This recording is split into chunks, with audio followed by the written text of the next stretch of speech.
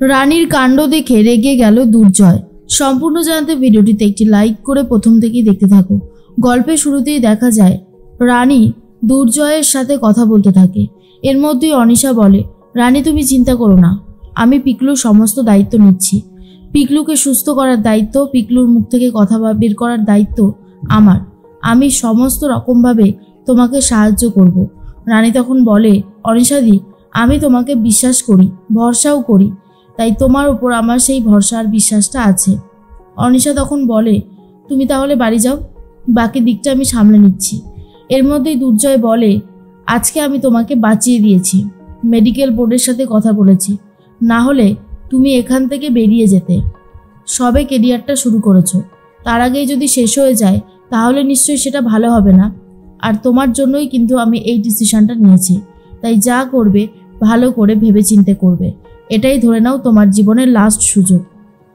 রানী তখন আর কোনো কিছু বলতে পারে না। দুর্জয় এটাই বলে, আমি তোমাকে আজকে সাহায্য করেছি বলেই তুমি এখানে দাঁড়িয়ে থাকতে পারছো, না হলে তুমি কোনোভাবেই এখানে দাঁড়িয়ে থাকতে পারতে না, বুঝেছো রানী দেবরয়?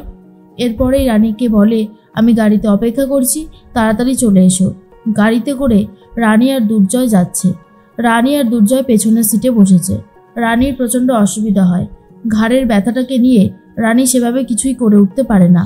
আর তখন দুর্জয় ভালো করে হাতটা বাড়িয়ে দিয়েছে আর রানীর অসুবিধাটা অনেকটাই কমে যায়। এর মধ্যেই রাত হতেই পিঙ্কি বৌদি তো রিতমের ঘরে গিয়ে ঘর তন্ন করে সার্চ করবে বলে ঠিক করেছে, কারণ রানী তো বাড়িতে ছিল না। ডিভোর্স পেপারটা রিতম চুরি করতে পারে এটা গেস করছে পিঙ্কি বৌদি, আর মনে মনে ভাবতে থাকে, আমি রিতমের ঘর থেকে ঠিক ডিভোর্স পেপারটা উদ্ধার করবই, যেভাবেই হোক না কেন।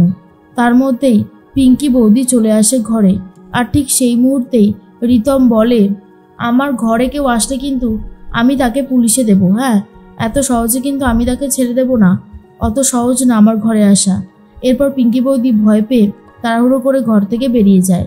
রিতম তখন দরজার ছিটকিনিটা দিয়ে দেয়। দেবু তখন বলে, আচ্ছা তুমি তো দরজার ছিটকিনিটা আগেই দিতে পারতে, তুমি এমন করলে কেন? রিতম তখন বলে, দেখছিলাম বড় বৌদি কি করে, তবে হ্যাঁ, বড় বৌদিকে আজ ছাড়া যাবে না। বড় বৌদিকে এবারে উচিত শিক্ষা দিতেই হবে। অনেক অন্যায় করেছে বড় বৌদি।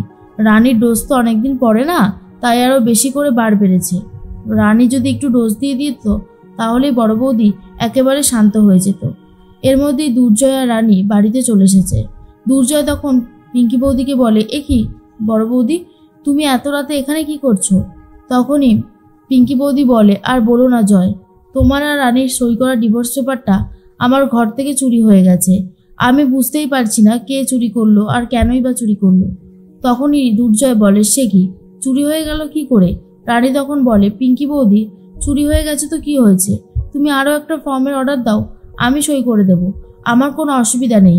যেখানে একবার সই করতে পেরেছি সেখানে বারবার সই করতে পারবো, তাতে কোনো অসুবিধা হওয়ারই কথা নয়।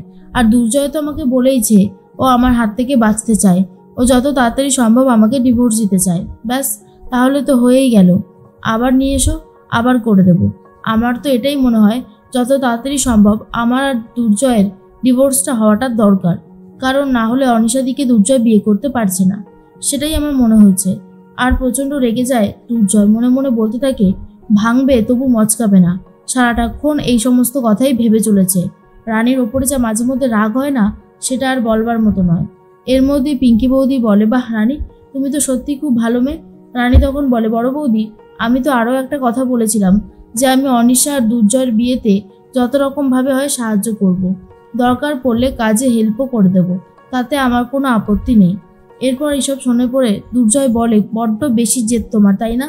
দাঁড়াও, তোমার জেদ কী করে সরাতে হয় সেটা আমি খুব ভালো মতনই জানি। তোমাকে এমন শিক্ষা দেব যে হাড়ে হাড়ে বুঝবে কেমন লাগে। এর মধ্যেই তখনই রানী বলে, আমি ঘরে গেলাম, তোমাদের কিছু দরকার হলে অবশ্যই বলো। রানী তো ঘরে চলে যায়। আর পিঙ্কি বৌদি বলে, দুর্জয়, হাতে সময় বেশি বাকি নেই, খুব সামনেই আমি তোমার আর অনিশার বিয়ের অ্যানাউন্সমেন্টটা করে দেব, বুঝতে পেরেছো তো? দুর্জয় আরও বেশি রেগে যায় এটা শুনে যে রানী এই বিয়েতে নাকি সাহায্য করবে, এমনটাই দাবি করছে। তাই দুর্জয়ও ঠিক করে রানীকে কোনোভাবেই শান্তিতে থাকতে দেবে না, এবারে অনিশার সাথে নিজে প্রেম করবে আর সেটা রানীকে দেখাবে। পরের দিন সকাল হতেই বিনায়ক, জেঠুমণি সবাই মিলে বসে চা খায়। ঠিক তখনই চলে এসেছে অনিশা। অনিশাকে দেখার পর বিনায়ক বলে, দাদা একটাতেই রক্ষা ছিল না, আবার আরও একটা চলে এসেছে। বড় বৌমার সাথে এই অনিশা যখনই এক হয়ে যায় তখনই একটা না একটা গন্ডগোল ঘটায়, আর কি বলবো। তখনই জেঠুমণি বলে, দেখো বড় বৌমা, অশান্তি করো না। সকালবেলায় সবের দিন শুরু হচ্ছে, এক কাপ চা খেয়েছি, আর এখন আমাদেরকে একটু ভালোভাবে থাকতে দাও। পিঙ্কি বৌদি বলে, আমি তো ভালোভাবেই থাকতে দিয়েছি, আমি শুধু এটাই বলতে এসেছি যে জয় আর অনিশার বিয়ের ডেটটা ঠিক করতে হবে, আর ওদের ঘরটা একটু পরিষ্কার করে দিতে হবে। দরকার পড়লে আমি একজন ভালো ইন্টেরিয়ার ডিজাইনারকে ডাকবো, ডেকে দুর্জয়ের ঘরটা সুন্দর করে সাজিয়ে দেবো। ওই যে শক্তি সিং আছে না ইন্টেরিয়ার ডিজাইনার, ওকেই ডাকবো ভাবছি। সৌনক বলে, বড় বৌদি ও তো অনেক বড় সেলিব্রিটি মানুষ বলতে গেলে, ওকে দিয়ে করলে তো অনেক টাকা পড়বে। পিঙ্কি বৌদি বলে, তাতে কি হয়েছে, আমাদের অনিশা, জয়, ওরা কত ভালো চাকরি করে বলো তো, কত ইনকাম করে, আর এইটুকু করতে পারবে না? সব পারবে, সব। আরে আমাদের জয় কতগুলো নার্সিংহোমের চেয়ারম্যান, আর কদিন পরে যদি ও ভালোভাবে পলিটিশিয়ান হয়ে ওঠে তাহলে তো অনেক কিছুই করতে পারবে। এরপর রানী তখন বলে, হ্যাঁ মন্ত্রী হয়ে গেলে তো আরও বেশি। বড় বৌদি একদম ঠিক কথাই বলেছে। এর মধ্যেই জেঠুমণি বুঝতে পারে যে পিঙ্কিকে আস্তে করে রানী বেশ সবটা ভালো মতন বুঝিয়ে দিল। জেঠিমণি তখন বলে, রানী ভালোই হয়েছে এসেছো, এসো চা খাবে। এর মধ্যেই পিঙ্কি বৌদি বলে, অনিশা চলো আমি তোমাকে একটু ঘুরিয়ে নিয়ে আসি। জয়ের ঘরে যাবে না? চলো, জয় তোমাকে সকাল সকাল দেখলে দারুণ খুশি হয়ে যাবে। আর পিঙ্কি বৌদি তখন বলে যে চলো, দাঁড়িয়ে থেকো না। অনিশা আর পিঙ্কি বৌদি আর রানী তিনজন মিলেই চলে গেছে। রানী গিয়ে দুর্জয়কে ডাকবে বলে ঠিক করে, কিন্তু রানী দেখতে পায় দুর্জয় খুব সুন্দরভাবে ঘুমাচ্ছে, তাই ডাকতে ইচ্ছা করে না। তখনই অনিশা বলে, দেখো রানী কি সুন্দর ঘুমাচ্ছে, তাই না? খুব ইনোসেন্ট লাগছে ফেসটা, আমার কিন্তু বেশ দারুণ লাগছে, যাই বলো না কেন। দুর্জয় কিন্তু আমার মনের মতন হিরো যাকে বলে। এর মধ্যেই চলে এসেছিল বড় বৌদি আর বলে, এ কি জয় এখনো ঘুমাচ্ছে? দাঁড়াও আমি জয়কে ডেকে দিচ্ছি। এরপরই দুর্জয়কে ডাকতে থাকে আর বলে, জয় জয় ওঠো, দেখো কে এসেছে। অনিশা এসছে তোমার সাথে দেখা করতে, আর তুমি দেখা করবে না সেটা হতে পারে? জয় তখন বলে, আরে অনিশা তুই সকাল সকাল? অনিশা বলে, হ্যাঁ আসলে বড় বৌদি আসতে বললো, তাই ঝটপট করে চলে এলাম। এর মধ্যেই রানী তখন বলে, ফ্রেশ হয়ে নাও, হাতে সময় বেশি বাকি নেই তো, আস্তে আস্তে দিন চলে যাবে। তোমার আর অনিশাদির বিয়েটা ফাইনালি এবারে কমপ্লিট হতে চলেছে, কেমন লাগছে দুর্জয়? দুর্জয় মনে মনে ভাবে, রানী তুমি আবারও আমাকে কথা শোনাচ্ছ তাই তো? একবার, বেশি না, একবার সুযোগ পাই তোমাকে এমন উচিত শিক্ষা দেব যে ভাবতেও পারবে না। রানী তখন অনিশাকে বলে, হ্যাঁ অনিশাদি, পুরনোদের জায়গা তো ছাড়তেই হবে তাই না, নাহলে নতুনদের জায়গা হবে কি করে? আমি তোমাকে জায়গা করে দিলাম। আর এটা শোনার পর দুর্জয় আরো বেশি করে রেগে যায়।